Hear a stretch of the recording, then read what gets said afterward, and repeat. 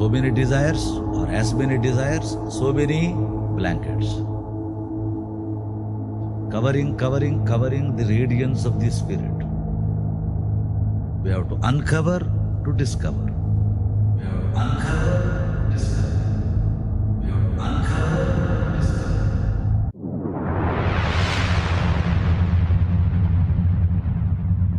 discover. Welcome everyone to another episode of the Divine Discoveries podcast. We have gathered here today for the special episode that we're dedicating to the Universal Divine Mother, Goddess Durga, during the Holy Festival of Navratri, which we're celebrating as we speak, and followed by the culmination into the conclusion of this festival known as Dussehra or Vijayadashmi. So, as we do always, we'll go ahead and get started with the introductory prayers, and then we'll get more into this topic, and we have some special guests also who are joining us today. So looking forward to discussing more and learning so much more about Navratri and the goddess. Om Shri Gurubhyo Namaha. Om Gum Gurubhyo Namaha. Om Gurur Brahma Gurur Vishnu Gurur Devo Maheshwaraha. Gurur Sakshat Parabrahma Tasmai Shri Gurave Namaha. Sadguru Maharaj Ki Jai. Om Vakratunda Mahakaya Surya Koti Samaprabha Nirvignam Kurume Deva Sarvakaryeshu Sarvada. Om Gam Ganapataye Namaha. Om Sarvamangala Mangalye Shive Sarvartha Sadike Sharanye Trayambake Gauri Narayani Namostute. Om Dum Durgaye Namaha. Om Aim Saraswati Swaha. Om Shri Mahalakshmi Namaha. Om Shri Mahakalikaye Namaha. Om Trayambakam Yajamahe Sugandim Pushtivardhanam Urvarukamiyo Bandhanan Mrityor Mokshi Amamritat. Om Namah Shivaya. Om Namah Shivaya. Om Namah Shivaya. Om Bhur Bhuvaswaha. Om Tatsavitur Varenyam Bhargo Devasya Dhimahi Dhiyo Yonaha Prachodayat. Om Apadam Apahartaram Dataram Sarvasampadam Lokabhiramam Shri Ramam Bhuyo Bhuyo Namamyaham Shri Rama Jai Rama Jai Jai Ram Shri Rama Jai Rama Jai Jai Ramam Shri Rama Jai Rama Jai Jai Rama Hare Ram Ram Ram Hare Hare Hare Krishna Krishna Krishna Hare Hare Hare Ram Ram Ram Hare Hare Hare Krishna Krishna Krishna Hare Hare Hare Ram Ram Ram Hare Hare Hare Krishna Krishna Krishna Hare Hare. Thank you to all who are listening, and those who have been following us and listening to us. We really want to express our sincere gratitude. We are here at our 14th episode today, recording it, as I said, for the auspicious festival time of Navratri, where we invoke the grace and the blessings of Goddess Durga and her various forms and aspects. My voice isn't quite where I would like it to be because there's been a lot of singing commitments I've had, but I would like to still render one bhajan that was written by our Guruji. Just a few lines.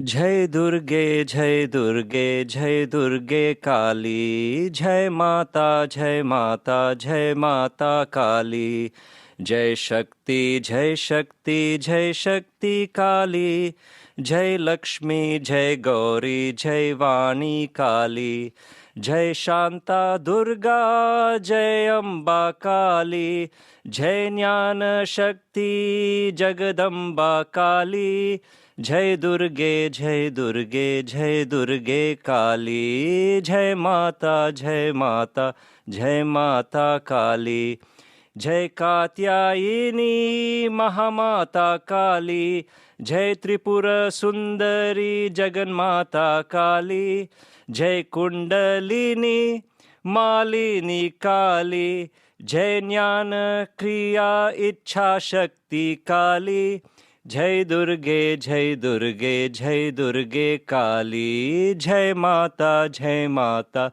Jai Mata Kali, Jai Bhasura Shakti Parashive Kali, Jai Dasa Keshava Sannute Kali, Jai Ma, Jai Ma, Vitthal Rakhuma, Jai Ma, Bhuvaneshwari माँ जय दुर्गे जय दुर्गे जय दुर्गे काली जय माता जय माता जय माता काली Jagat Janani Durga Devi Ki Jai.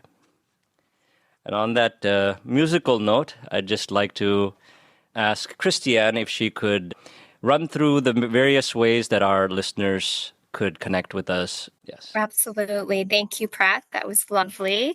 So, as most of you probably know by now, you can connect with us on social media, and we love hearing from you.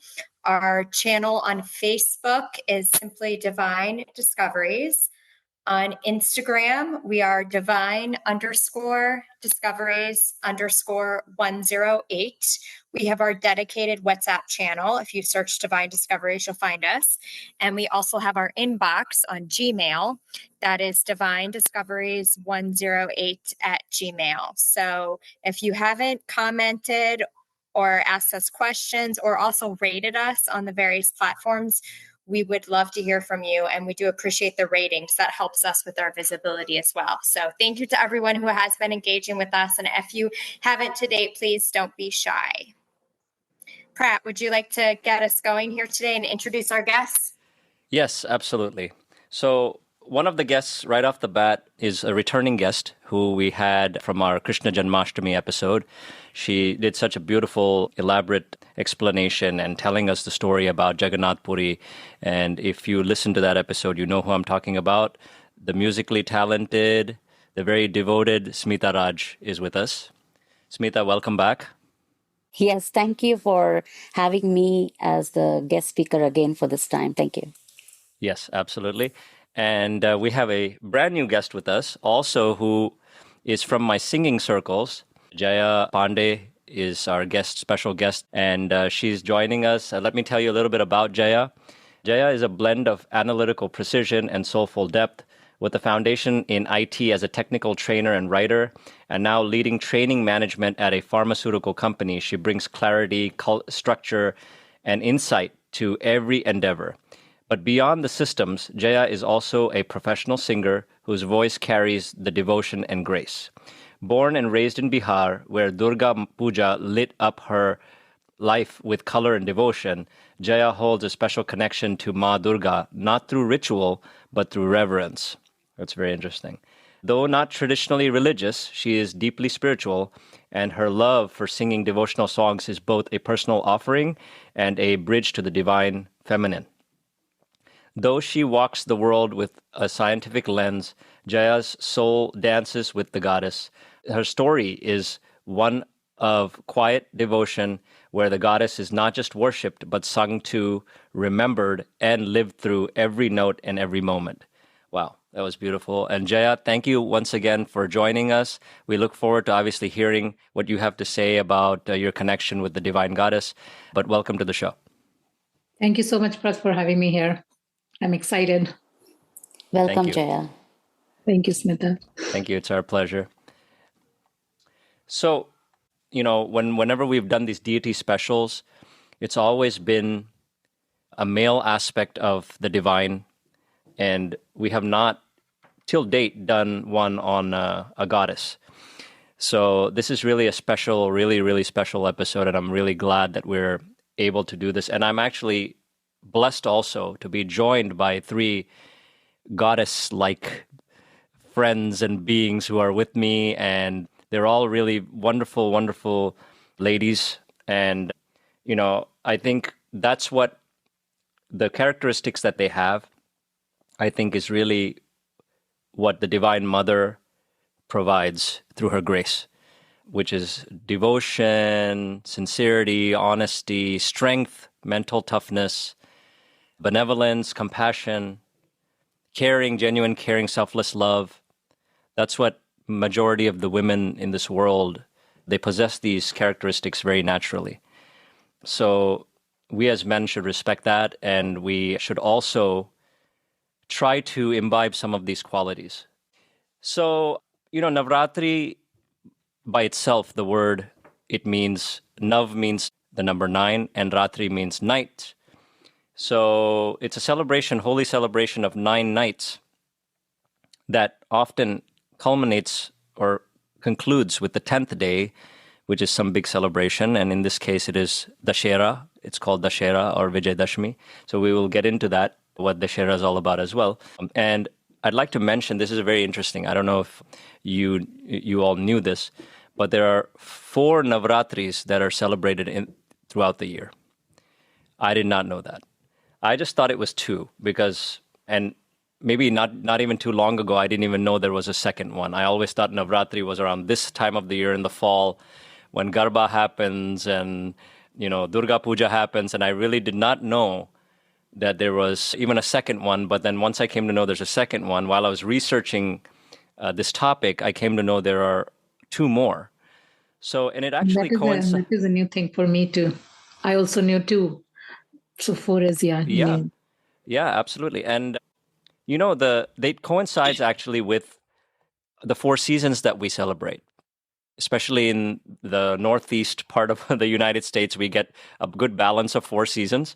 Just like that, we have 4 Navratris that basically are placed nicely right at the point where the seasons change.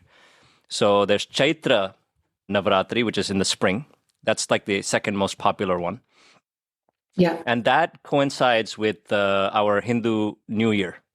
So Gudi Padwa and what do you call Yugadi and all that. That's around that same time. And it sort of ends with Ram Navami. Yes. And that's how I knew growing up. In Bihar, I knew because Ram Navami was celebrated really in a big kind of form there. So, but then while growing up, I was young, so I didn't kind of connected that this is the Navratri culminating into Ram Navami. But when I came to Delhi, then I kind of found out that, this is the Navratri of that season. Yeah, exactly. Yeah. So, and Ram Navami, of course, we did a episode on that where we celebrated Lord Ramchandra's birthday.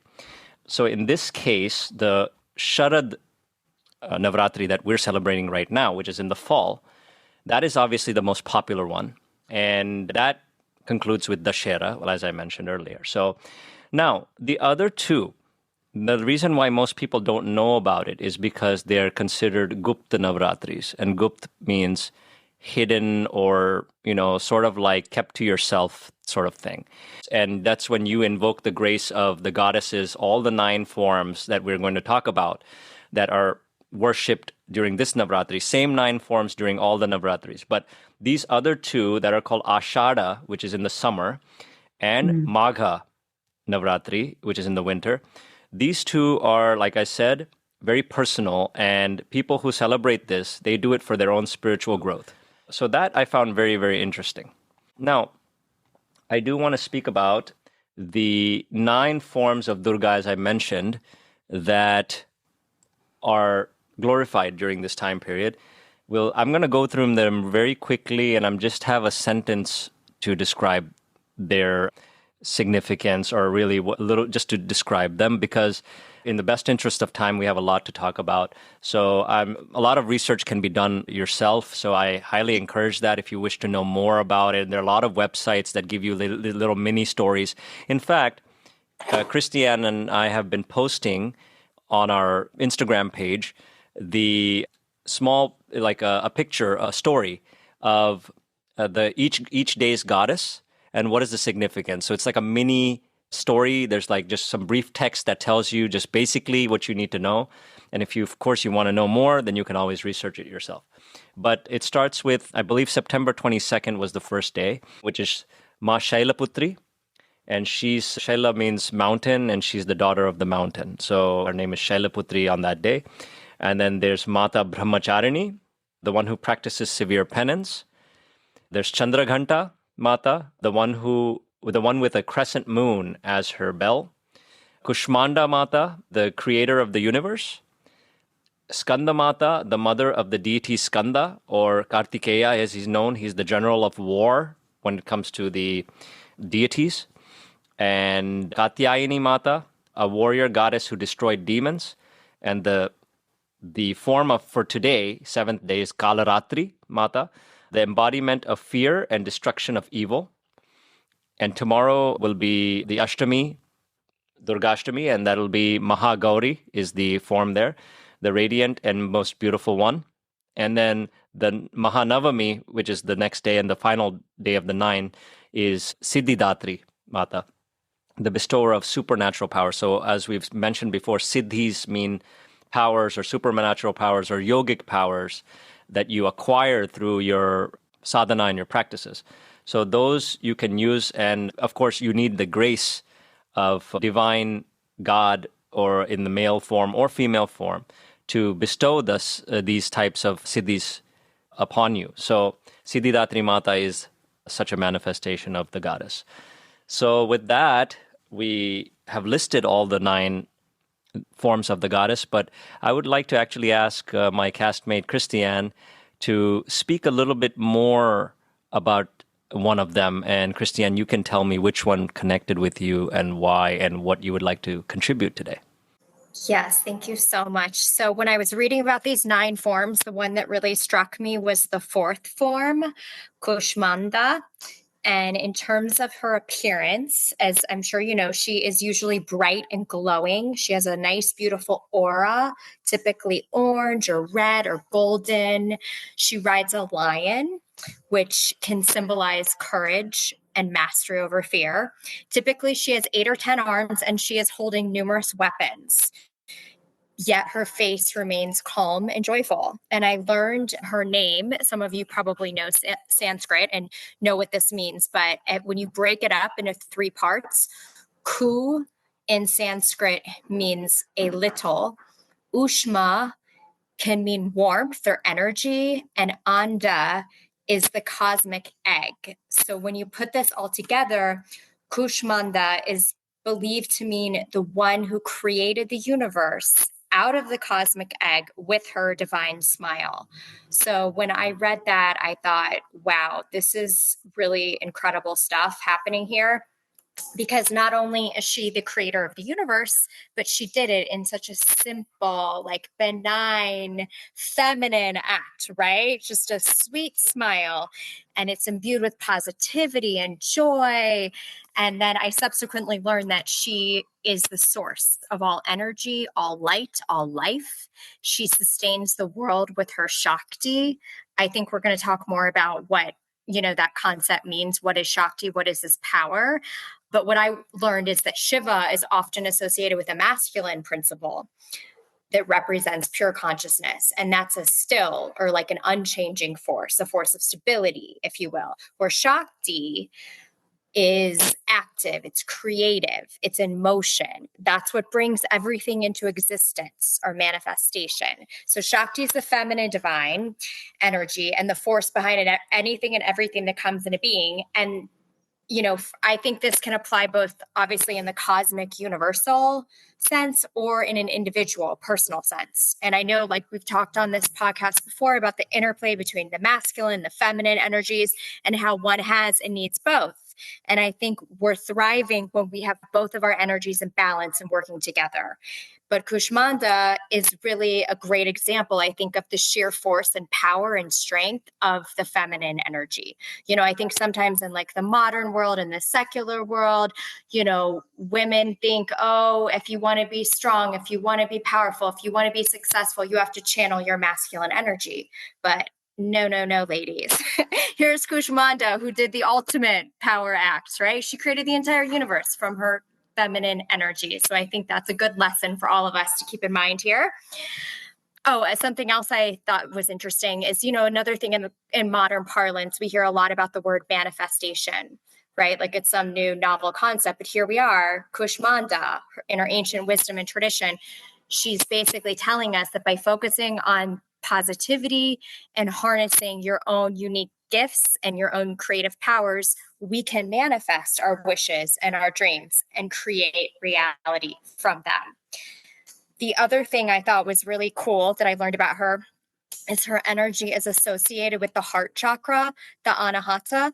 And, the chakra is the center of balance. This chakra, I should say, the heart chakra, some people probably know this, is kind of the center of balance between the physical and the spiritual realms. To oversimplify, basically, the lower 3 chakras typically deal more with the physical world, while the upper 3 predominantly concern the spiritual world. So, it's believed that the heart chakra is that bridge between the physical and the spiritual. And here, Kushmanda, as the fourth form, she's also in the middle, and she's the bridge in Navadurga, in the 9 forms of Durga, because she sustains the material and the spiritual worlds with her creative energy. So that is what I have for you today, ladies and gentlemen. Please let me know if there's anything else that you would like to share about this incredible goddess energy. But that's what I got. Yeah. Yes. Yeah, Christiana, that was an amazing talk about Kushmanda Devi. Actually, that is how also Bhuma Devi is also recognized as Mother Earth. Why do they say Mother Earth? That Earth itself is born out of the womb of a woman. So, beautiful. So that there's a connection from there also. Yeah. Thank you, Smitha. Yeah, thanks. I would like to add that, all these forms, I was just reading about all of these forms of Mother God, like Durga. And Skanda Mata is mother of Kartikeya. It says, the spiritual essence of is like throat chakra, nurturing through expression. And it's nurture is the form of that Skanda Mata. And she's the mentor, guide, one who uplifts others, So I feel I have been living my life as that, nurturing. I grew up as the elder child in my home, in my family. And then as in India, mostly daughters, elder daughter, even though I have an elder brother, but mostly elder daughter has more responsibilities than others. So I actually grew up like that. And because my mom didn't keep well, so I was the one taking responsibility of everything, nurturing. So that is something I feel I've been doing this for a long time, and it kind of aligns with that.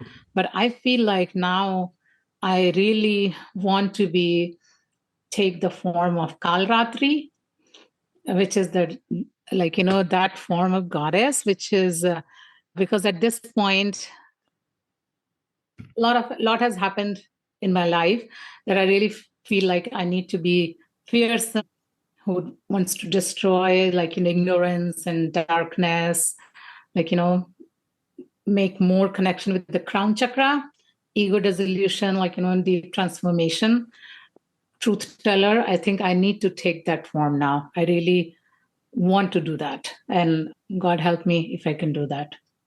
That's beautiful, Jaya. And I feel, what, Jaya, as you said, it is not in our hands to choose what kind of form we want to take, but it's experience that transforms us into some form or the other. Yes.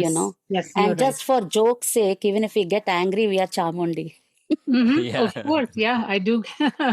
Yeah, we do. And it's very beautiful to see, how it starts from, from the beginning. It's kind of what we do in everyday life, and in the end you get into that spiritual mode, culminates into all. So basically starting from the birth, and everything you are learning through this goddess, and then Siddhi Datri, giver of spiritual powers, you get in the end you actually, everyone wants to be like that. I feel growing up young age, we are not not, I would not say I'm religious or spiritual at that age, but as you kind of gain knowledge, wisdom, you get into that mode, where you want to connect to the spiritual being. Yes. Beautiful. Absolutely. And I would say that each and every one of us, we have every single one of these goddesses within us, and different times and different circumstances. And based on our dharma, what's required of us, we can channel the different goddesses and go in the different direction based on what is necessary and what's required of us, right? Absolutely. So you started out you had to be the responsible one, the dedicated one, and now you're you know what, I'm going to be a little more fierce, and I'm going to slay some of these demons. I think that's incredible. I love that. Thank you, Jaya. Smitha, do you have a goddess that you feel you're trying to manifest these days? Again, as I told Jaya before, that it's not that I choose to manifest, it happens. So nice. Thank you. Prat, how about you? I love them all. That's the best But- answer because I you're love with them three all. women and we Yeah. have And all Jaya, of them, right? Jaya, power to you. Whenever you need to become Kalaratri, do it, but do it after this episode's over. And again, I would like to say the gods and the power of gods are never gender specific. Yes. Although it is goddess, I see sometimes like, there are men who takes, they play the role of the mom sometimes, they take care of kids, they take care of responsibility, house and elders. So all that, even they have that motherhood in them, like yin and yang. We have both the masculine and the feminine side. So some of them are emotional, but they don't know how to express the way we do. But that doesn't mean that they are not. So motherhood and fatherhood are in both. It's what comes ahead each other during the circumstances. Mhm. Yeah. Well said. Well said. That's so true. So, you know how Christiane spoke about the word Shakti, which means power or energy or spiritual energy. It's interesting. There's actually a tradition. There's a following called the Shakta or Shakti tradition or Sampradaya within our Hindu, community. Although they probably may not be, in terms of like volume of numbers of people, we may not see them as that many, but because we often hear about Vaishnavism and Shaivism being at the top. But as Dr. Hebar mentioned in previous episodes, he said there's also the Ganapati Sampradaya who follow Ganesha as the supreme, everything comes from Ganesha. So similarly in Shakti or the Shakta tradition, the mother goddess is the origin of everything. She's the supreme most, who is the source of Brahma, Vishnu, and Mahesh, if you will. So that's a very unique take. But see, this is where we have to realize that if you go back to listen to our cosmic creation and time episode, in that we mentioned how there are so many cycles of creation and dissolution. And in each cycle, there could be a different form that God, we cannot even say God is a gender, right? We believe through those Puranas that God took a form in a particular gender, just to make it easy for us to somehow relate to it. And of course, the females and males do, like we said, we're all a spark of that divine. But at the same time, God is God and we are us. We don't equate ourselves with God. So unless you are, of course, following Advaita or certain philosophies that do that. But it was really interesting for me to know that the Shakti tradition is there, where Durga and various other forms of the mother goddess, even Radha, there are Radha upasaks like that. So that's the reason, that's the beauty in it, And that's why we realize the oneness. Once we become really spiritual, we realize that there's oneness in everything. There's all of creation has some connection with us. And it's interesting that in the Shakta tradition, just like we have Bhakti Yoga and Jnana Yoga and different paths that Krishna describes in the Bhagavad Gita, to reach the divine, to reach that ultimate peak of moksha or oneness with everything. It's interesting that there's a particular sadhana or technique of worship called tantra.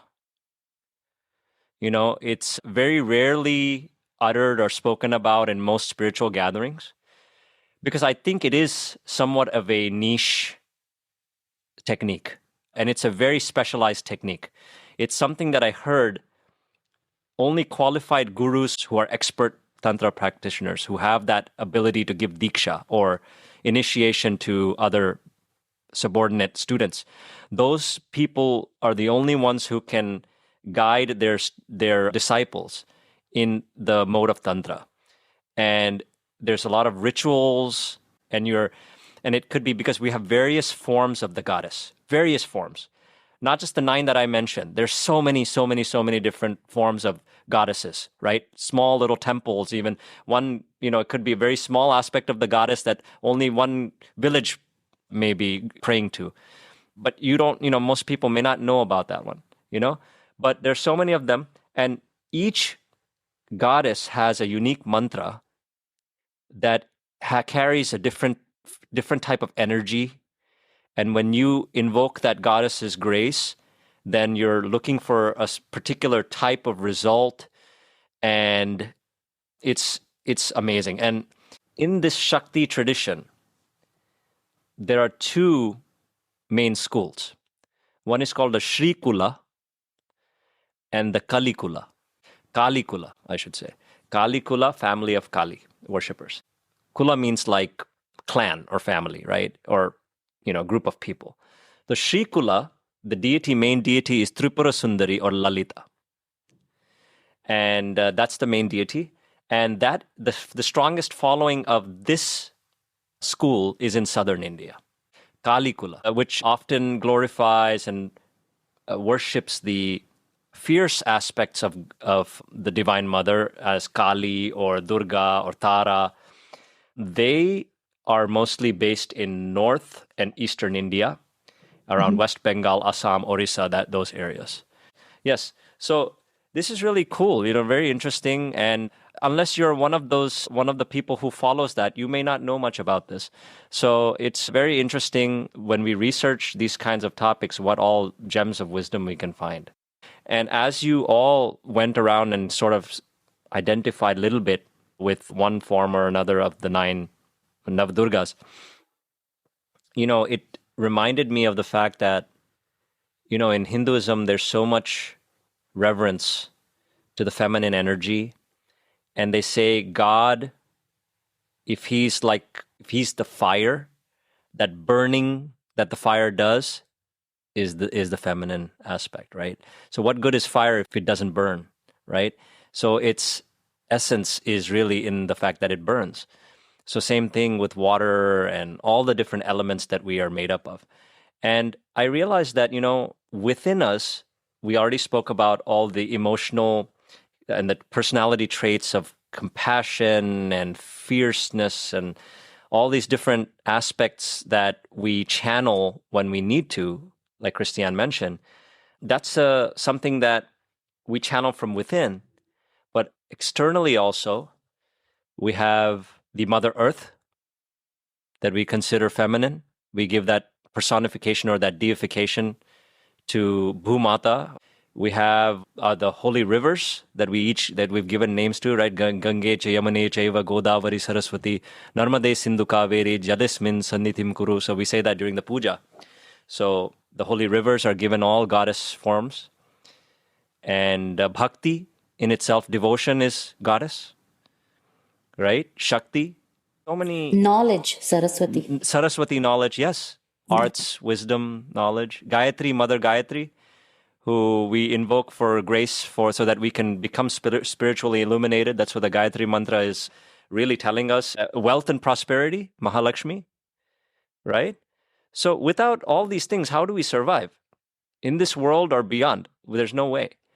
So this aspect of goddess is so essential. And often we see, even when the couples of these god and goddess who are so-called, we consider them like married couples just like us. And really it's just a symbology of the creative energy, the prakriti and the purush, right? But which we've spoken about before. But then we often hear when we address or when we think about them, we say Sitaram, right? We often say the goddess's name first. So that Radhe kind Shyam. of Radhe Radha Shyam, Krishna, yeah. Radhe Krishna, Yeah. Lakshmi Narayan, right? Lakshmi Narayan, yes. So that kind of goes right in line with how we believe in this world, ladies first. We have to respect the ladies first. And they play such amazing roles for us, Just like Jaya mentioned about her own position with her family and what she's had to do in her life. We all have, females in our life, mother, sister, daughters, grandmothers. They all have taught us something valuable. So I'm really thankful for that. So on that note, I'd actually like to also mention, because we spoke about the Shakti tradition or the Shakta tradition, some of the proponents or those who actually were flag bearers of these types of traditions. I wouldn't say he's quite the flag bearer, but I would say Adi Shankaracharya. I'll start with him. From the classical and medieval times, I would say he's a key figure because, of course, in Advaita Vedanta, he is also revered in the Shakti tradition. He formalized the worship of 5 main deities and to end sectarian conflict, which included Shakti alongside Shiva, Vishnu, Surya, and Ganesha. He wrote extensively on the divine feminine, including the hymn Saundarya Lahari. So that's one of the literary texts that Adi Shankaracharya had written, which is called Saundarya Lahari, means waves of beauty, where he's describing the glories of the Divine Mother. And then there's gentleman Ram Prasad Sen, a Bengali Shakta poet and saint who composed devotional songs to the goddess Kali. His works are known for their profound, emotional, and passionate devotion or bhakti and are considered pivotal to the revival of Bengali Shaktism. Vamachara is a revered Bengali saint again who followed the tantric path of Shaktism. We spoke about Tantra, and he is known for his intense devotion to goddess Tara and is considered an important figure in the Shakta tradition. Mirza Kak, a Kashmiri saint known for his sayings in Kashmiri verses, which are still widely circulated. He was part of a lineage of saints and sages from Kashmir, a region with strong Shakta roots. There's a Kavyakanta Vashishta Ganapati Muni, a legendary Shakta saint and Vedic scholar who is credited with reviving the worship of the goddess Tara in South India. He was a disciple of Ramana Maharshi and is known for his mastery of the 10 Mahavidyas. And I believe the Mahavidyas are also different aspects of the forms of the goddess, I believe. Anandji is his name, a saint who lived in the village of Jamanagar, Kashmir, a region rich with Shakta traditions, as I mentioned. Lal Ded, or Laleshwari, though often claimed by both Shaivism and Sufism, this Kashmiri mystic poet was a devotee of Shiva and Shakti. Her spiritual verses, or Vak, reflect a non-dualistic philosophy consistent with Kashmiri Shaivism, which has a strong Shakta elements within it. And in the modern era, we have Ramakrishna Paramahamsji, who was a great Kali worshipper, a Bengali mystic and yogi who became a renowned saint for his universalist Shakta Vedanta. He saw all religions as legitimate paths to God and worshipped the goddess Kali as the divine mother. His teachings influenced his disciple Swami Vivekananda and his followers. You know, it's interesting. I was listening to one of Guruji's discourses while I was trying to find what I would play later on in the show, and he spoke about how Ramakrishna Paramahamsji, who had many disciples, he was a priest in the temple, in that Kali temple, right, the Kolkata, and he was so spiritually evolved with the grace and of goddess Kali that he would become really possessed in a sense, and he would make sure that all his disciples would leave the room, because there was one day that he would worship the Divine Mother, and he would see Kali in his own wife, Sharada Mata, who was Ramakrishna Paramahamsa's wife. He would glorify and do puja to her, to his wife, and he would see nothing but Goddess Kali in her. And he would worship his own wife. That was pretty eye-opening for me. Sri Aurobindoji, an Indian nationalist philosopher and yogi who, with his spiritual collaborator Mira Alfaza, developed integral yoga. His philosophy places a significant emphasis on the concept of Shakti as the creative and dynamic power of the divine. Ma Anandamayi, a revered Indian spiritual teacher, while not exclusively a Shakta, her teachings and profound state of spiritual realization attracted many followers, including many who saw her as an embodiment of the Divine Mother herself. And Trailanga Swami, though primarily a Shaivite, he was a famous ascetic in Varanasi, a major center for goddess worship. He is said to have lived for centuries and was revered as a living embodiment of Shiva, though his practices were often rooted in the holistic traditions that encompass both Shiva and Shakti. So these are some of the few names that I could find that really, raise the awareness of Shaktism and goddess worship. So I thought I would share that with all of you. And we talk about goddess worship. So how is the goddess worshipped even today in our times in certain regions of India? Of course, we mentioned the great saints from Bengal and Kolkata and all. So Smitha had her childhood, life in Kolkata. So Smitha, if you could please tell us about your experiences with Durga Puja and whatever you'd like to share with us about that time. Thank you, Prat. That was an amazing introduction and eye-opener for so many, information that you have provided. Durga Puja, the word itself, brings me great memories of my childhood because it starts at the Ashwin Mass, which is month of Ashwin, which is around September and October. And schools provide like 2 to 3 weeks of holidays. We never had anything called a spring break or a fall break. We were always termed it as Puja holidays. Puja holidays have started. So that's how the celebration begins. And way before that, there are shops, commercial areas for sales of dresses, decorations, ornaments, sweetmeats, so many things. We try to decide even before the Durga Puja commences. So the streets are decorated with lights. I can only think of all the pandals, which is the stage and the decoration framework with bamboo. And initially they were designed so that the murtis or the idols are placed next to each other. And then right today, over the years, they started making theme oriented, for these pandals. So many themes are social conscious, addressing issues like nature, urbanization, sound pollution. And there's also a trend of heritage art, traditional revival, tea culture, folk, and also a mix of now in current trend, it's AI oriented technology. So, for example, I have seen theme parks of Taj Mahal of Agra. I have seen theme parks of Jurassic Park, things like that. So they come up with new things. And even White House, one time they had. And once when the movie Bahubali got famous, even they had a theme of Bahubali that won that pandal that year. So basically, Durga Puja means the victory of good over evil, light over darkness. It is a celebration of feminine power and divine energy, a homecoming festival filled with love, culture, community, and a constant reminder that the goddess Devi Ma lives within us, helping us conquer the demons within us. So Durga Puja starts with Mahalaya.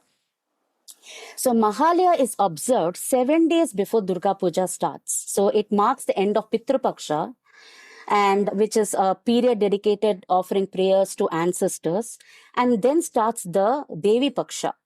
So spiritually, it is the invitation to goddess Durga Ma to descend from her husband's abode from Kailash.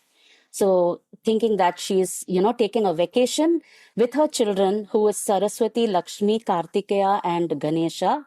And she's coming to her maternal home on earth. And it is a celebration of that 5 days. You know how when we go to our mom's place, how we are pampered, we are given all the, things that we like. So this is how she comes in terms with the public devotions and all her disciples. She gives her blessings and we give all our offerings. So the Mahalaya, what happens is the priest perform a ritual known as Agomoni. Agomoni is welcoming the goddess. And this is the day when the Durga Ma's eyes are painted, actually. So, which is called the Chokhu. And it is considered that the goddess comes alive in the image. So, and in the early wee hours of Mahalaya, everybody tunes in at the dawn to the radio station because there is an iconic radio broadcast of Mahishasura Mardini, which is really very, very important during this Durga Puja. It's a recitation of the Chandi part. And it has Devi Mahatmya verses. And it is popularized by this person called Birendra Krishna Bhadra in 1931. And his voice is still there. Right now, it has come in Instagram, YouTube, anywhere. So what the chant narrates is Durga's creation and her battle with Mahishasura, her victory over Mahishasura, and setting a divine atmosphere of anticipation of the commencement of the Durga Puja. So what happens is, after that, I think by the time this Mahalaya, before the Mahalaya, the statues of Ma Durga and her children are created by a clay which is usually collected from the riverbanks of the Ganges. And now this is an important story about this, how they are preparing the statue. Now, the small amount of soil, has come in many movies also, has been collected from outside a prostitute's house, which is called Nishiddho Pollir Mati, which is called, it is Nishiddha means it is not pure, it's impure. It's called, so this soil, it is later on, it represents the breaking of the social barriers and the universal acceptance that mother blesses everybody like her own children without any discrimination. And this soil, for purification and strength, it is mixed with cow dung and cow urine. So all the idols are built on this clay, and then they are covered. So even during Mahalaya, only the person who's designing the eyes can do it, but it is all covered, all the statues, and they have their position near the main idol is the biggest form.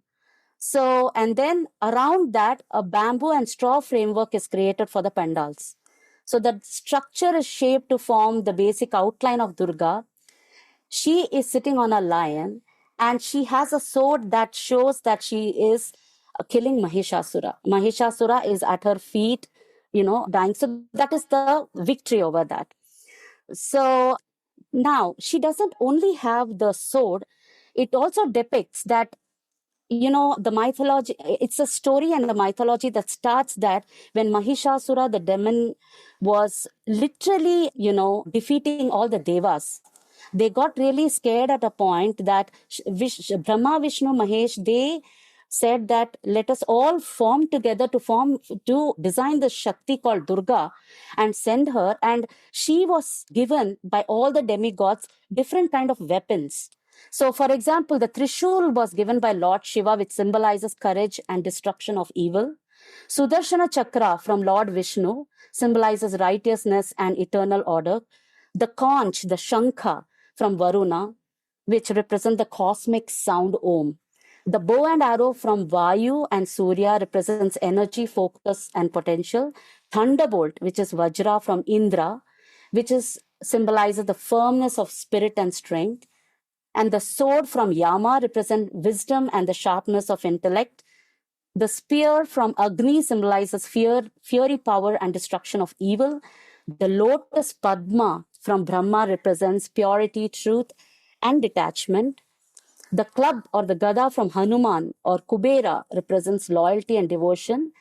And the hand in the Abhaya Mudra, which is blessing pose, symbolizes protection, compassion, assurance, and safety. So after Mahalaya, the first day of puja starts from Shashti. Shashti is the 6th day. And this is the day which marks the beginning of the actual Durga Puja celebration. Now, in this day, which is called the Akal Bodhan, is performed on the day of Kala Prarambha, which is the starting, which initiates Durga Puja in Bengal. It marks the beginning of the autumn festival dedicated to, of course, Durga. And Akal Bodhan it means untimely invocation. Is performed during the Sharadiya Navratri with Kala Prarambha taking place this year. It's as of today, as we speak. It's on September 28th, 2025. And this marks that it's like Goddess Durga has arrived with her children, and they unveil that which they have covered it. All the cloth has been covered by the idols. They unveil. And that is the time when all the devotees and everybody start going to their respective area or club. They name each pandal as their clubs. And they go and, they see that. And it starts with a big band of drums and dhols and dhaks. And there is conch and, people are energized with that sound and effect. So the second day is, which is 7th day, is Saptami. And here there is a ritual is called Nabapatrika Snan, which is 9 plants tied together and bathed in the Ganges, and it is placed next to the idol, Durga. These plants are placed next to the idol, and then the Durga Puja begins with offering the flowers, chanting mantras and blowing of conch shells. And actually we have the 3 days process of something we call Anjali. Anjali is performing the flowers. So there's timing for the Anjali that the priest announces. We all go there and we used to provide that Anjali to the god. Ashtami is the grandest day. It's the 8th day, the most important, powerful day of Durga. And Sandhi Puja is performed at the juncture of Ashtami and starting of the Navami. It considers that is the time when Durga actually killed Mahishasura. It's very, very important time. So this day what they do is they do Kumari Puja, which is actually girls, young girls who haven't attained puberty. They are worshipped like a living embodiment of the goddess. And the devotees also offer Pushpanjali and chant prayers. Navami marks the final battle where goddess Durga has won over Mahishasura. And okay, Ashtami, there is a fasting that takes place. People, they don't eat anything. And Navami is a feast day. So Maha Arti is performed, Bhog is offered, and there are special kinds of meals. And the devotee, they celebrate with a dance. It's called Dhunuchi Nach.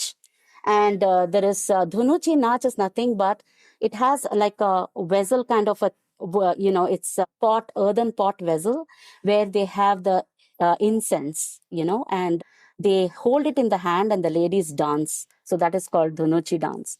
And of course, the last day is Vijay Dashami, which symbolizes the actual triumph of dharma over adharma.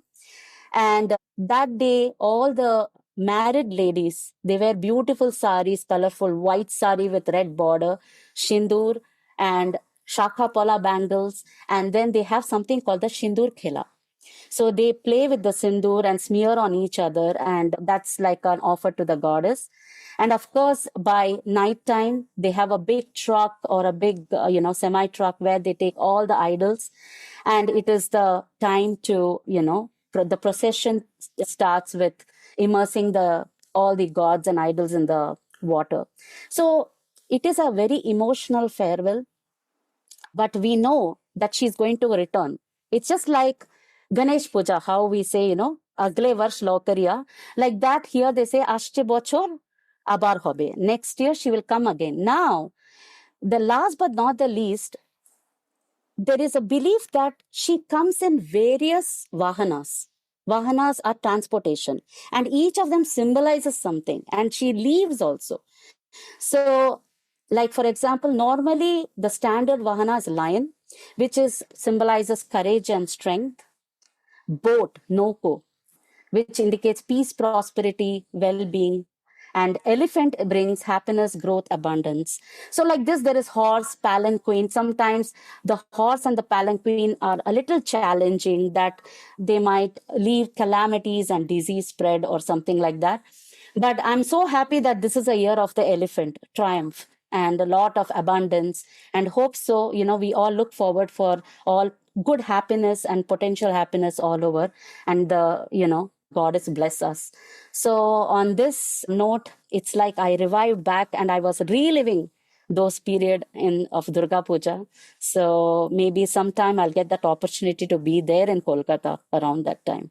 So thank you. And before I leave, I would only say that there are verses that are said in the Mahalaya time, which I forgot to say, that as you said, the goddess Devi is embodiment of so many Shaktis and other things. So there is one part that they say that Ya Devi Sarva Bhuteshu Shakti Rupena Samastita Namastasye Namastasye Namastasye Namo Namaha. It's a salutation to say that you are an embodiment of Shakti. So whatever comes Rupena, that means they're asking that. Another one is Ya Devi Sarva Bhuteshu Vidya Rupena Samastita, knowledge. Namastasye Namastasye Namastasye Namo Namaha. Ya Devi Sarva Bhuteshu Matri Rupena Samastita, motherly roop. Namastasye, namastasye, namastasye, namo namaha. So with this, I would, gladly from Bengal to Bihar, let's see what Jaya has to say also.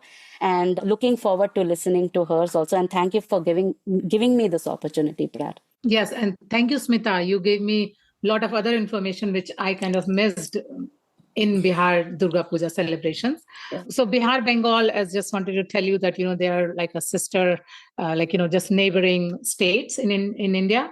So that's why a lot of cultures, has culminated both ways, even staple food, I would say a lot of things like, rice is the staple food in both states. So definitely celebrations are also part of the same. So I also remember Durga Puja as the main festival of growing up, and that was the main festival in our family as well.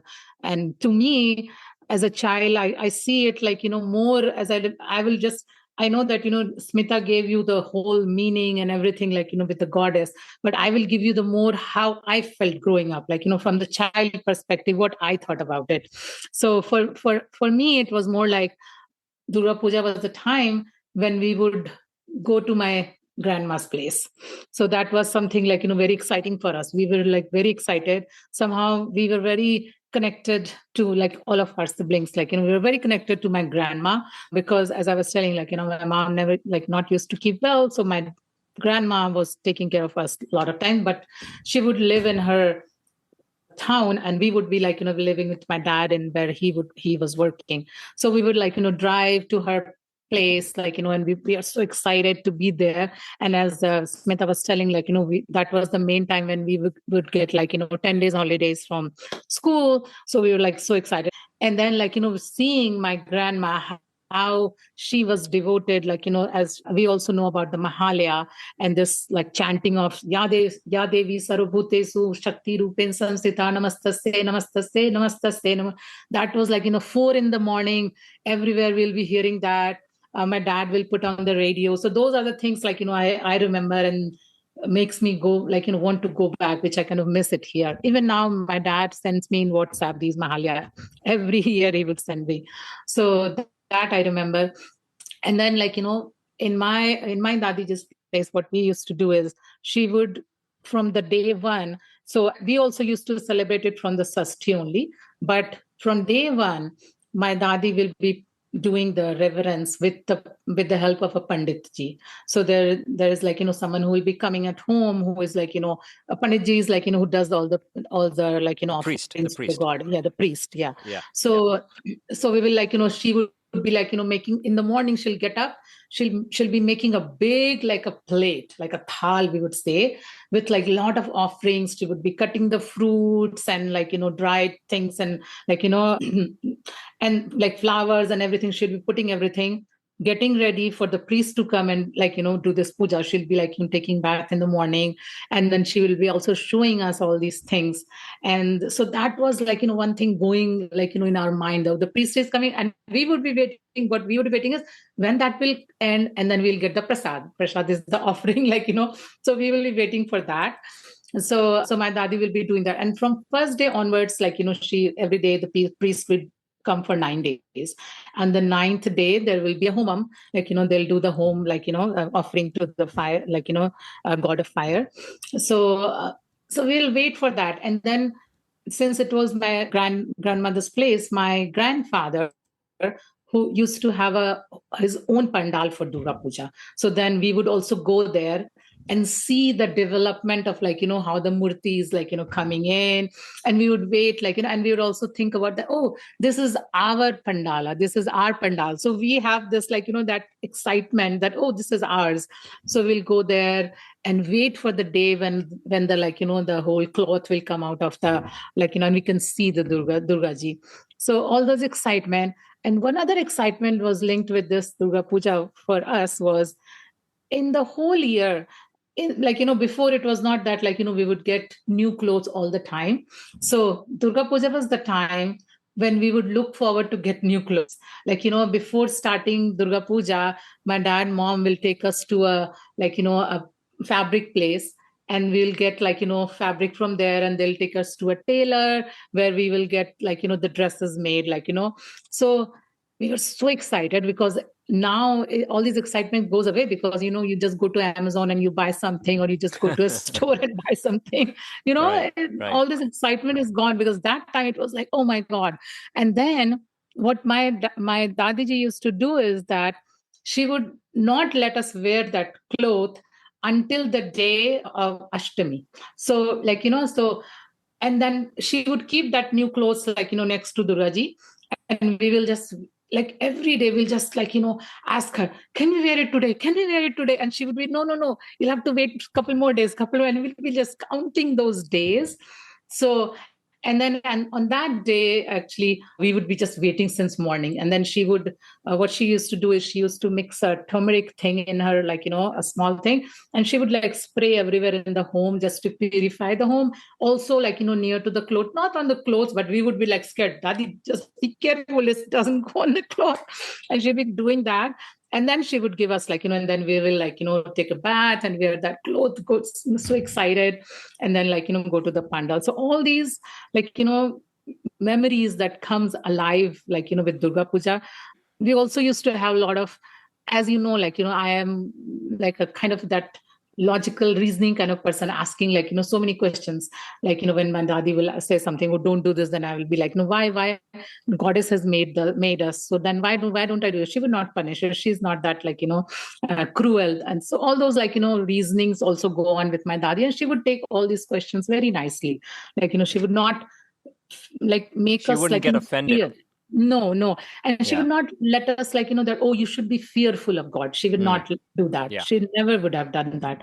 So, and she Right. never did that. So, or not even like, imposed us to do anything. She was like very like, gentle in that approach. So, and then one thing I don't know if that was also done in Bengal, Smitha, you can confirm, was as soon as the Navratra starts, like the first day, she said like, a lot of people do a lot of tantras during this time. So she would make this small, like what is it called? Like, with the cloth, she would put like turmeric and asafoetida and mustard seeds in there, and she would wrap it on our shoulder, and then she would say that this will save you from all those evil peoples. So Probably this pratha might be there for Bengalis or is similarly, but I have not come across. This is something new for me. Yeah, so she would do that. Yeah, every time we will go there, she would, and then I still remember the smell of that, because as I was telling, there was some asafoetida in there, like, and Hing. asafoetida has That's strong hing, right? smell. Is that hing? Yeah, yes. hing, yeah. So that, and then and mixed with like turmeric and that. So, and she would put it in a cloth, like, and like, tie it together, and then she'll put it on her. And that is something like, I don't know, like, if we had any choice on that, we was like, why, it will save you from all the evils and everything. And then we would wear that for all like, 10 days. So, and then every day we would also collect money, like, to go, because all these Durga pandals, like, they had stalls. Yes. So many food. stalls that you would buy all these things. Yes. So then we would like, save money for that. Yes. So every day, like, we would like, asking money from our elders, or my dadiji will give me some like, coins, and we'll just keep putting it together, collecting it for that, like, for the last couple of days, we would go to the pandals and buy it. So those, and then, and also the other thing that I remember from, so my dadi would send us to get some flowers, and there is this flower called Harshringar, which has the white, like, very nice smelly, like, flower, and then the orange, like, a stem. So we would go and collect that. So all of my, like, siblings, we would go there and collect all those flowers for her. We would bring that home, so that, like, so that it is offered to the Ma Durga. So for me, it was, so Durga Puja is more like, remembering all those childhood memories, spending money, spending time. Yeah. And then, like, of course, we get, after, like, 10 days, I remember, like, in this town of my Dadiji, we would go on, like, on Ashtami and Navami, like, we would go around the whole town to look at all these pandals. So Because they used to have pandal competitions also. Yes, That yes, which is they the used- best pandals, how many people visited that. Yes, yes. And yeah, that was, and life starts after 6:30 in the evening, don't you think? Yes, And yes. it used to go till the midnight. We Till the didn't even midnight. have fear of coming or walking back home alone No, in the never. streets. Yeah. So we'd be going with the whole family, or my other cousins, everyone, we'd be going together to all different pandals. We would be walking so much. We would be walking so much to all these pandals. And then, just visiting, just looking at, oh, this has this thing, as you were saying, themes, at that time also, there were a couple of themes there. Now of course, there are more, which I have never seen Calcutta's, but always seen on TV, how did they do it. So, but even there, they had all those themes.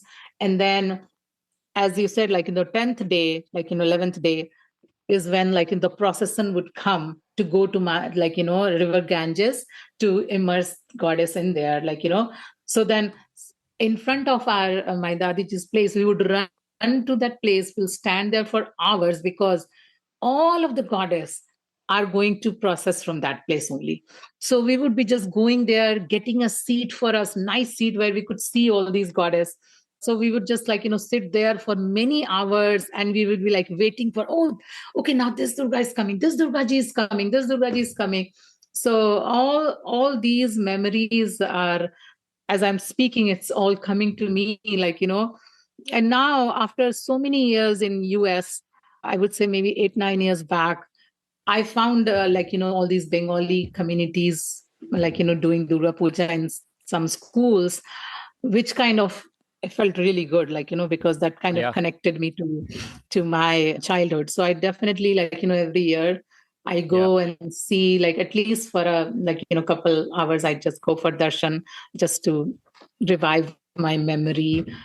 And then as I said, I'm not a very religious in terms of doing puja every day at home, but my mother-in-law is very religious person. She does this Navratri for the whole 9 days. She keeps fast, eating it one time every day. And in fact, my husband, he has been keeping that this time too, just eating one time.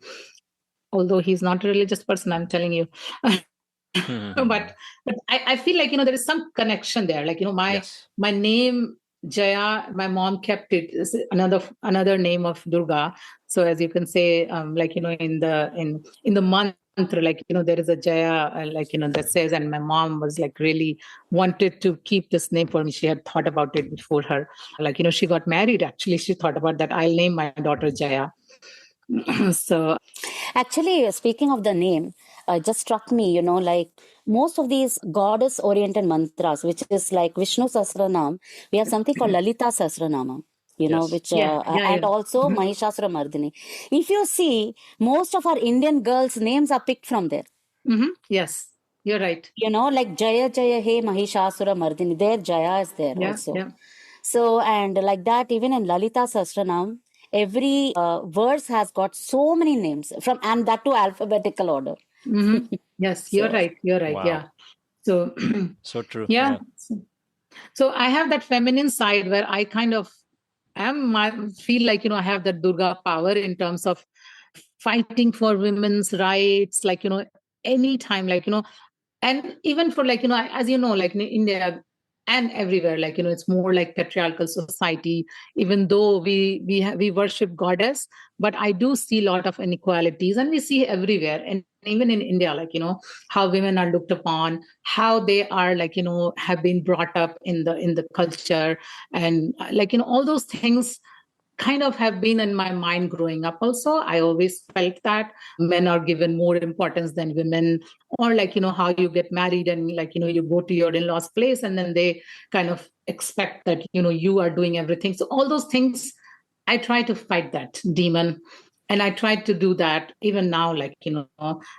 I always try to reason with that, and I feel that Ma Durga symbolizes that, and we should follow that. And everyone who worships Ma Durga, they should follow that. And I really like Prat, how you were saying, that gives you that, the story that you were saying, that how Ramakrishna Paramahansa was, revering his wife. So that is really, it's not about you revere someone or but it's more like, you kind of respect. Seeing everyone. divinity even into your closest relatives. Correct. Right. Yeah. Right. Oh, yeah, And definitely. friends. Yeah. Yes. Actually, even many spiritual people have, those who are not ritualistic. And sometimes I also feel any kind of a generosity or an act of kindness which has been given to me, I find it like it is godly. Yes. Yeah, absolutely. So, and that's why I try to repay it immediately so that my karma for that time is finished. So That's a very good. it's That's a very good thought. Yeah, yeah. So, yeah, I feel like people who are religious or spiritual, if they are really religious and spiritual, then they should follow of what they are following, like in their daily life also. Not that like they are just reading all these mantras and then as soon as they are done and they are following another life, which is something I find it, and then and that's more of the reason, like I don't believe in like sitting in front of God or something and doing religious offering every day. I feel like I have that connection even though I'm not sitting in front of her. Right. Yeah, that's beautiful. Thank you, Jaya. Thank you so much for both of you talking about the respective Durga Pujas happening in your hometowns and everything. It's so beautiful. And the message that Jaya sort of expressed through her stories there from her childhood and everything, and what she kind of gets out of all of this is really powerful and speaks volumes. And I think those of you who are listening, I'm sure, who are progressive thinkers would definitely be in line with that, who would think the same. So thank you, Jaya. Thank you. I really enjoyed this. Thank you so much for having me here. Yeah, we're not done yet. I know. I'm I just hope saying, like, this is such a good experience, actually. I really like it. Yeah, absolutely. Thank you. So, since Smita and Jaya both spoke about a little bit about like, the Navratri celebration, and Smita especially mentioned about Dussehra or Vijayadashmi. So that's the last day, the 10th day, that we celebrate the victory of good over evil. Finally, after days and of battle, Sri Ram, kills Ravana. And then, of course, Durga Ma defeats Mahishasur, the demon. So I found an interesting video from a Shakta tantric or tantra practitioner named Rajarshi Nandiji. What happened during the Ramayana is that Lord Rama and the fight between Rama and Ravana happened at this time. In order that this kind of a battle takes place, a dharmic battle, and of such a fierce proportion, so impactful that even today, like 5,000, 7,000, 10,000 years later, whenever the battle might have happened, we still celebrate that. We still feel the impact of it in our lives in terms of the rituals that we do, the pujas we do, the transformation that we experience, the ideals that we look up to. Because that's a Vishnu avatar who had come. It's not just any ordinary individual. And he comes only when there is an absolute dramatic transformation to be executed on the earth. That is when Vishnu comes down as an avatar.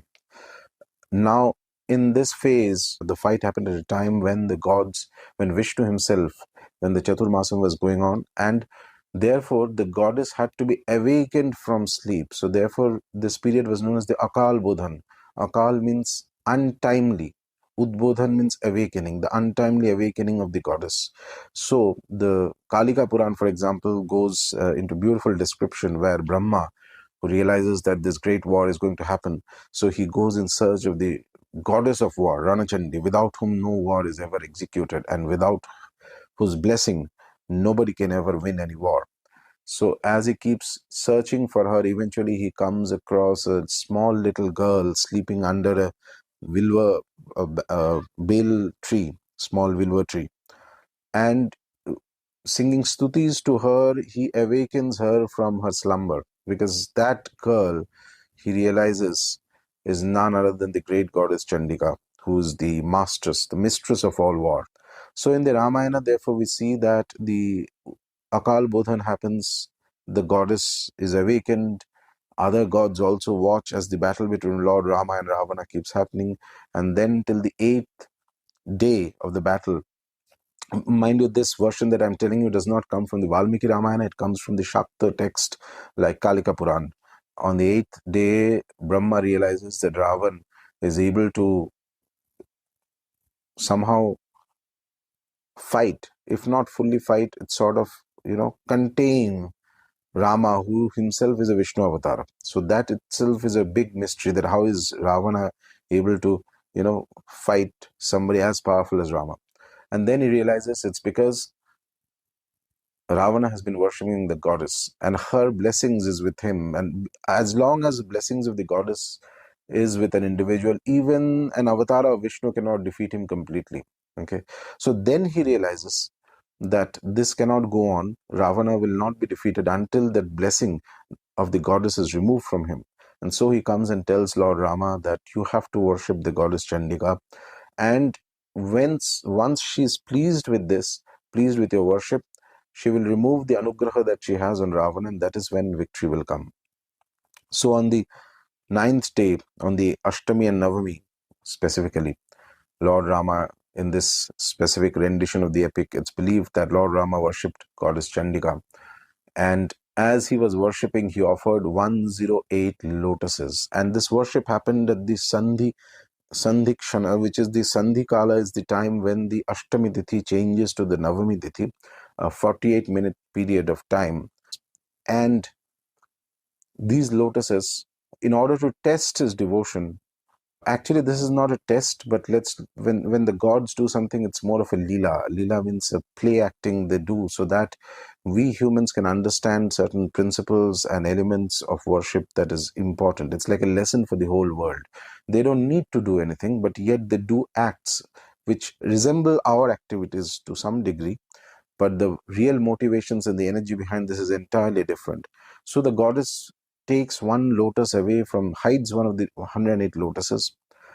And as Rama is about to offer, he suddenly realizes that there's one lotus less. And so immediately, without even blinking, without even thinking for a moment, he says that his own eyes are described by people as beautiful as lotuses. His eyes are lotus-eyed. And so he takes an arrow from one of his weapons and is about to pluck out his eyes and offer to the goddess.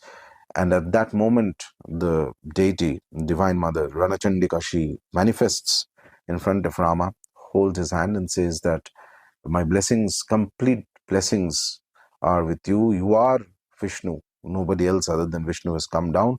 And I am always with you because I am always with Dharma. And with that blessing, the very next day, Ravana is slain and the war comes to an end. So there is two very interesting principles that we have to understand in this. One is that it is this phase, this act where Rama is actually fighting Ravana and destroying with the help of the goddess, is a period of where the goddess is most intense, where she is in a very fierce Ugra Swarupa. Okay, because for fighting certain kinds of evil, certain kinds of Asuric forces, she also has to take up that extremely fierce form.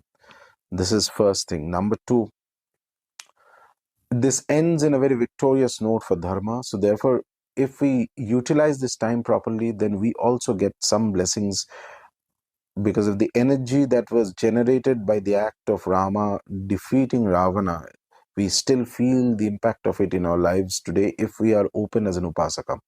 From an individual's perspective, if you worship Durga, if you worship this great goddess, there is a strong element of devotion and bhakti that is important. So here the goddess demonstrates that even though Ravana has been worshipping her for long and received a lot of blessings, that one act of Rama, that ability to sacrifice oneself, self-sacrifice, does not mean that you have to do something dramatic, but even the desires that we have, the instincts that we have, things that we take for granted, even being able to sacrifice them to the goddess is taken as something of great value. Okay, so that act, I mean, he didn't actually pluck out his eyes, but the very thought that he did not calculate unthinkingly, without any reservation, without any commercial transactional mindset of give and take, he sacrifices, he's ready to sacrifice himself for the deity.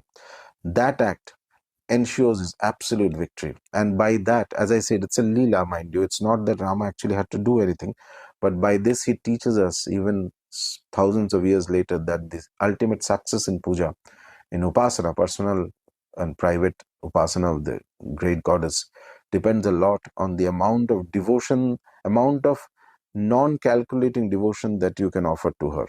That is very important. There is no transactional mindset like I'll do this so X will come, Y will happen, etc. will happen, etc. That's fine up to a level, but not enough to go to the higher stages where you will actually need to shed all this, change the entire thinking process.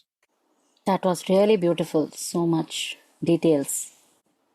Yes, I found some common links between what you were talking about, Yes. Smitha. Of course, there's a little bit of repetition of the terminology there, but this story of Rama I had never known. Me too. Yes. And the Valmiki Ramayana, as he said, the prominent versions of the Ramayana are not telling us this story. This comes from a Shakta version of the Ramayana, so this is very interesting.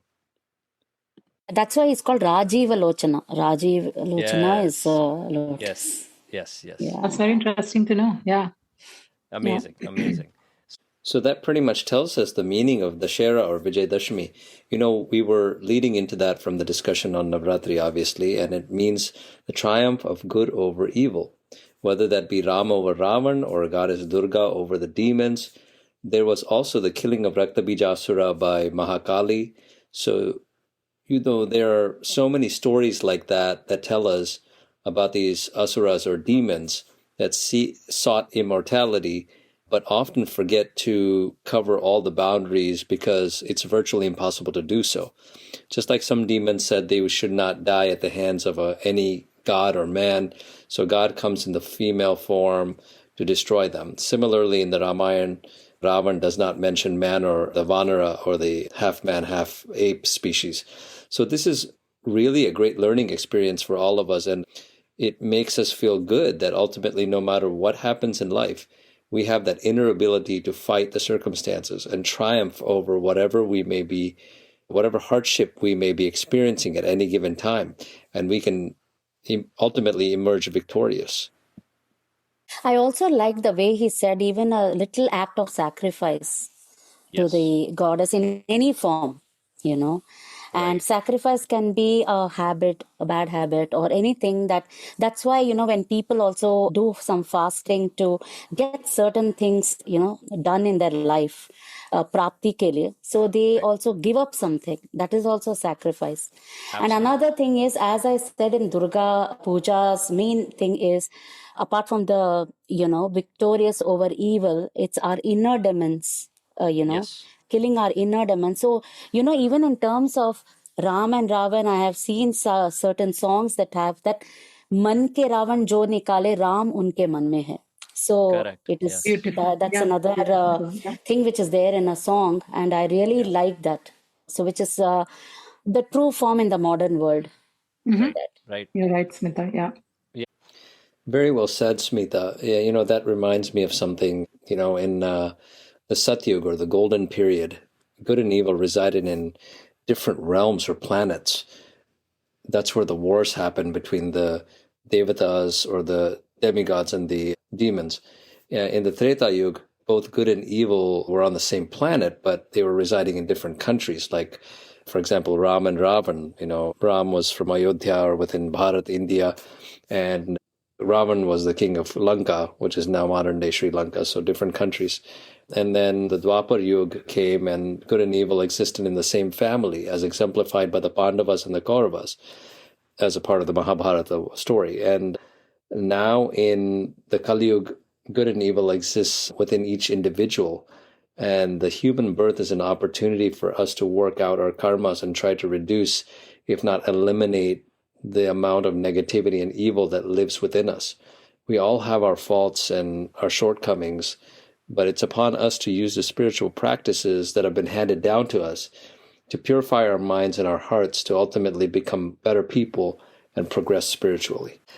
At this time, I'd like to actually speak about briefly on some literary works like scriptures or Puranas that speak about Durga Ma or any other goddess form, really, where goddess is glorified. And one of them is the Devi Mahatmya or the Durga Saptashati, which consists of 700 verses. And it actually comes from the Markandeya Purana. That's for people who wouldn't know. They may have heard of the Durga Saptashati, and they may think it's it's a text or scripture by itself, but no, it actually is within the Markandeya Purana, which is written by the great sage Vedavyas, and it's considered one of the Mahapuranas. So, and in that Durga Saptashati, it actually, the verses do describe battles that Goddess Durga and her other manifestations have fought against several different demons. So that's very interesting. And also I wanted to mention the Devi Bhagwat, which was also composed by Sage Vedavyas, and it consists of 18,000 verses. Now, we've heard of the Srimad Bhagavatam. This isn't to be mistaken with that one, because the Srimad Bhagavatam is centered around Krishna and or Vishnu avatars, and that's a Vaishnava text. But this is this Devi Bhagwat is considered a Shakta text, and so I just wanted to mention that. And within that Devi Bhagwat, these are the following forms of the goddess that are mentioned or described: Bhuvaneshwari, Durga, Parvati, Kali, Lakshmi, Saraswati, Radha, Savitri, Shakhambari, Brahmari, Tulasi, and Manasa, and Mangala Chandika. And it's very interesting actually how, the video that we had just heard, the speaker tied in how Lord Rama needed to seek the blessings of the goddess of war, Chandi Devi, before defeating Ravan. So in a similar type of a scenario, Lord Krishna in the Mahabharata, before the war, urges Arjuna to meditate on Goddess Durga and seek her blessings, because he says without her blessings, victory is virtually impossible. But of course, when he does propitiate Goddess Durga and she appears before him, she tells Arjuna that, hey, Lord Krishna is already with you. So wherever Lord Krishna is, that's where righteousness or dharma is, and that's where I will be. So you will win this war. There's no doubt about that, because you have Lord Krishna on your side. But still, Lord Krishna is exuding that humility and giving importance to the Divine Mother. And it's amazing. I think it's a great lesson for us to learn from these two amazing Vishnu avatars. So I thought that was very interesting. And now we'll get into the holy days of the month of September. So on the 4th of September, we have two celebrations. It's Bhuvaneshwari, which is a form of the goddess, Appearance Day, and Vamana Jayanti, which is also, Vamana is the Brahmin in the form of a dwarf, which is one of the Dashavatars of Vishnu. So let me tell you guys a little bit about both of these. So Bhuvaneshwari Devi refers to the Hindu goddess Bhuvaneshwari, or the fourth of the 10 Mahavidya goddesses, and a supreme aspect of Mahadevi. The name Bhuvaneshwari means the queen of the universe, or sovereign of the worlds, as she is the ruler of the cosmos, embodying all creation and the infinite space within it. Devotees worship her to gain wisdom, strength, prosperity, and protection, and she is often associated with the nurturing and creative energy of the earth. And as I mentioned, the other holiday is Vamana Jayanti. It's the Hindu festival celebrating the birth of Lord Vamana, the fifth avatar of Lord Vishnu. This festival commemorates the episode where Lord Vamana, in his dwarf Brahmin form, outsmarted the powerful demon king Mahabali to re-establish balance in the universe. Devotees observe the day by fasting, performing special prayers and rituals for Lord Vishnu, chanting mantras like the Vishnu Sahasranam or the 1,000 names of Vishnu, and engaging in charitable acts. So that's that. And September 5th, we have Onam, which is celebrated mostly by folks who live in Kerala. So Onam is significant as a harvest festival celebrating the mythological return of King Mahabali, who also connects with the Vamana avatar that I just mentioned. It's his return to Kerala as a time of gratitude for nature's bounty and farmers' hard work. Culturally, it upholds Kerala's rich heritage through traditional art, dance, and cuisine, fostering a spirit of unity and inclusivity by breaking social barriers during the grand feast. And there's also an Islamic holiday that day on the 5th of September called Milad an-Nabi. So that's it's an annual festival commemorating the birthday of the Islamic prophet Muhammad on the traditional date of 12 Rabi al-Awwal, the third month of the Islamic calendar. Then we have on the 6th of September, Ganesh Visarjan. So as we did the episode of the Lord Ganesha, we mentioned how you bring a Ganesha idol into the house, and then after about 10 days of worship or so, you do the, send off for Lord Ganesha by immersing him into the holy water. So that will happen on the 6th of September. And then, as Smitha mentioned, we had Pitru Paksh from the 8th, I believe, of September through the 21st, which is the day before Navratri began. And this marks a 15-day period in the Hindu calendar dedicated to honoring ancestors, a time when families perform rituals like Shraddha to express gratitude, pay off ancestral debts or Pitrurun, and seek blessings for prosperity and peace. It is believed that during this period, ancestor souls visit the earthly realm to receive offerings and ensure their journey is unobstructed. This observance also emphasizes acts of compassion, such as feeding the poor and needy, creating a cycle of positive karma for the living. And then, this is an interesting one because I really didn't know anything about this. It's called, on the 17th of September, Vishwakarma Puja. He was supposed to be like an engineer of the god. And also he was the one constructing the Jagannath Ji. Yes. Vishwakarma Puja was also celebrated a whole lot in Bihar. Like, we had, like, similar to, like, Durga Ji Pandals, we had Vishwakarma Puja Pandals as well. Very interesting. I honestly did not know anything about this, but I had heard of Vishwakarma because in the Ramayana, Mahabharata, they say he was the celestial architect and helped build Lanka and some of the most amazing structures of previous yugas. But anyway, just to explain a little bit more about Vishwakarma Puja, it is a Hindu observance dedicated to the celestial architect Vishwakarma. It falls on the date of Kanya Sankranti of the Hindu calendar. It is generally celebrated every year between the 16th and 18th of September, according to the Gregorian calendar. And it's generally during the last few days of the Hindu Bhadrapada Masa or month.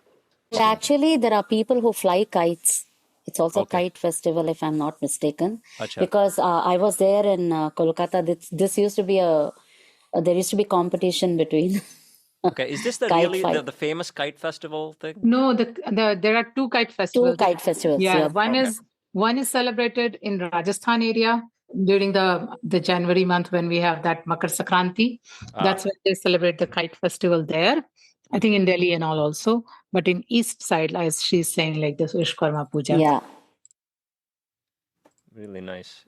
And let's see. Then we have, of course, September 22nd through October 1st. We have Navratri followed by Dussehra. Some panchangs or calendars are saying that Dussehra falls on October 2nd as well. So it's a little bit extended this time. And we have on September 29th and 30th, we have Saraswati Puja, which essentially is when people do worship their textbooks or any sort of resource through which they are learning something great, or their instruments if they're musically inclined. This is just a day to thank Goddess Saraswati for her grace. It's also called Ayudha Puja. And even on that day, which is on the Navami day of Durga Puja, they also, put like the kumkum and turmeric, vermilion on cars and vahanas also. Not just the instruments, even transportation. And then there is a Saraswati Puja that we celebrate in in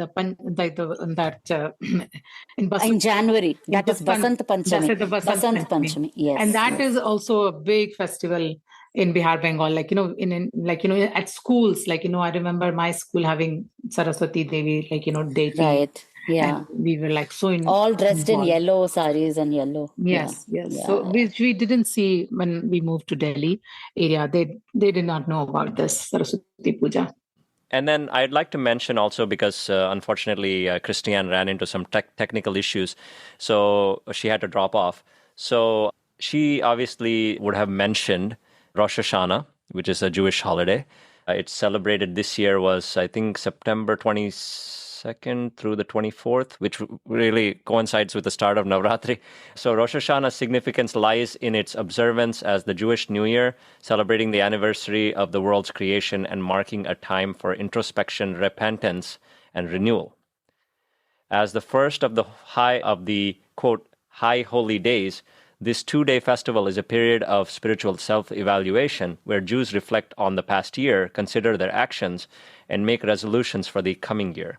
Key traditions include the sounding of the shofar, or the ram's horn, to awaken the soul, the eating of symbolic foods like apples and honey for a sweet new year, and the abstention from work to focus on prayer and community. That is awesome. And with that, we've come to the end of our holy days of the month of September. Now, as we always do, I'll play a clip from one of Guruji's discourses where he speaks so eloquently about the divine energy in female form, or the goddess. Sri Vidya means to say, we have heard the Trinity in every world religion, Brahma, Vishnu, Shiva, or Father, Spirit and the Son, etc. This goes one step further to say that this is the mother of the Trinity. This is to say, the beginner of this whole drama, the source of everything, is God the Mother. It is absolute mother worship. It is to uphold the whole feminine energy of creativity, of Kundalini. If everyone knows Sri Chakra, then women will never suffer. Men will never make them suffer. They will realize that my wife is that source of the universe. It's the worship of the mother. Beautiful. Since time immemorial, this is practiced. In the Rig Veda, the oldest of all the spiritual records of humanity, we hear about the Divine Mother, the worship of the Divine Mother. Not only men will worship women, but women will realize who they are. Once you realize that you are the spark of that Divine Mother in reality, that very moment healing takes place. Your entire being is transformed. The identity with that Tripura Sundari, that Raja Rajeshwari, that immortal mother in you, will make you so compassionate. And along with the compassion, healing also spontaneously takes place. Here you always had a saying in America itself, instead of men all the time, if one woman becomes the president of America, there will be no more wars. There will be no more our sons to be sent in military to be destroyed elsewhere. Such sayings were in every city. It is the faint echo to tell that women's lib and every kind of movements which you begin are a faint echo to express that we are in no way a substitute or little less or anything in any level whatsoever. Not only I am equal, but I am mother. That is the power. Still, even this minute is practiced in most of the part of India, even to this day. Even though men normally always in the scriptures say that every woman is to be worshipped, always the men dominate. But men themselves do not know that they are also women inside them. The woman inside them they have not met. Every man has a woman inside himself. That's what you call the heart. The head is the man, heart is the woman. Despite of that, the mother worship in India made many women in very prominent political, social positions in India. As you know, for more than 2 decades, Indira Gandhi became, as you know, the highest figure in India, Prime Minister for so many number of years. Why? Unconsciously or consciously, it is there in the minds of the people that God is mother. During the 9 nights in September, the whole India worships the Divine Mother, called the Navratri. 9 nights are dedicated to continuously read the most holy book on Devi, called Devi Bhajan. This Divine Mother, the living Mother, what you call the Shakti, Om Shakti, Om. That is our true nature. And truly speaking, there is no difference between the Divine Mother and Father God. One and the same. But when you need, Father means little strict. With Mother, you can say everything. That is what Paramahamsa Ramakrishna did by calling God the Divine Mother. Compassionate, all forgiving, all embracing. The truth which we are searching, and the sin or the guilt or the fear or the duality which constantly bothers us could be dispelled like the mist before the sun or darkness before the light. That we have a compassionate mother, Lalita, Raja Rajeshwari, Sri Vidya, Sri Chakra, Sri Yantra, the source of the universe with whom we can communicate through the media of mantra, guru, worship. Then because we know, because we have the vibration through which we can invoke the grace, that is when you have the knowledge. Knowledge is power. Wisdom is liberty. This gives you a culture. That which we have suffered, our children need not suffer. By giving this culture to them, we have to teach children that God is the most compassionate mother, most compassionate father. And their father and mother are not just like on this planet Earth as 2 separate bodies. In spiritual truth, God the Father, God the Mother means, if suppose God is like the lamp, God the Mother is like the light. If God is like the sun, then the Mother is like sunshine. They're inseparable. If God is like the flower, Mother is like the fragrance. If God is like the word, Mother is like the meaning. They are inseparable. Now you recite the 9-syllabled powerful mantra on Divine Mother. Om Aim Hreem Kleem. Om Aim Hreem Kleem. Chamundayai Vichai Namaha. Vichai Namaha. Om means God, the formless, nameless.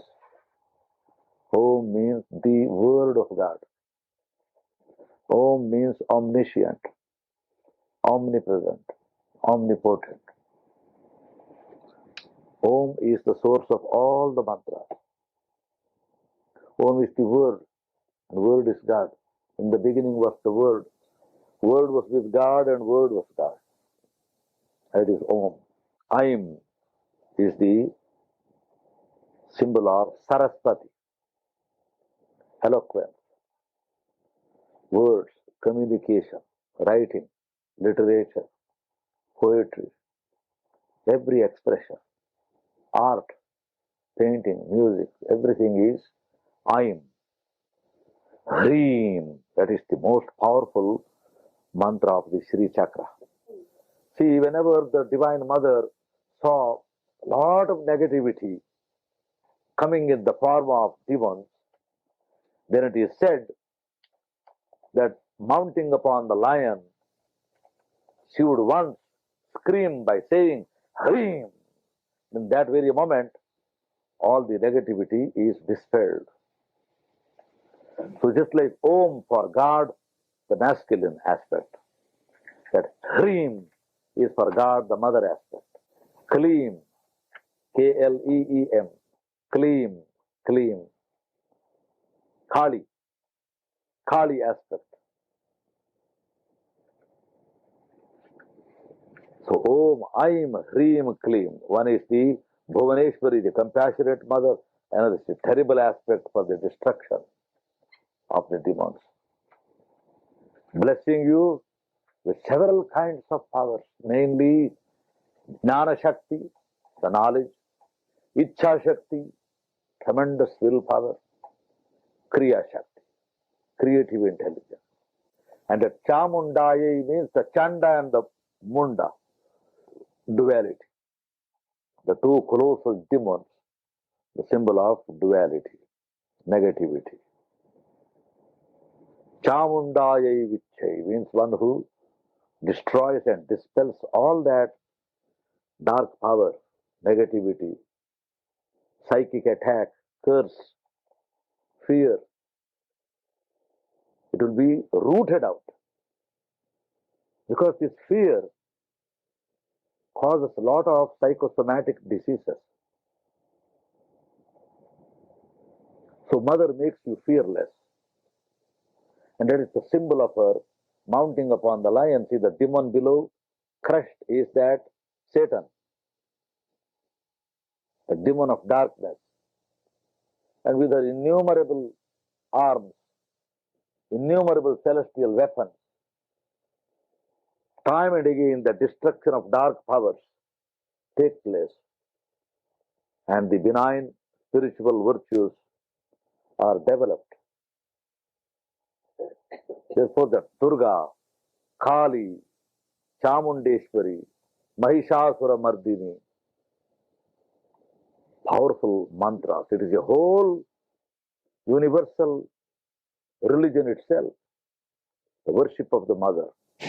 Bol Mahishasura Mardini ki, Chamundeshwari Bhagavati ki, Mahamata Rukmini Devi ki, Shantiri Kamakshi Devi ki, Mahalasa Devi ki, Saraswati Devi ki, Vedamata Gayatri Devi ki, Mahalakshmi Mata ki, Mahakali Durga Mata ki.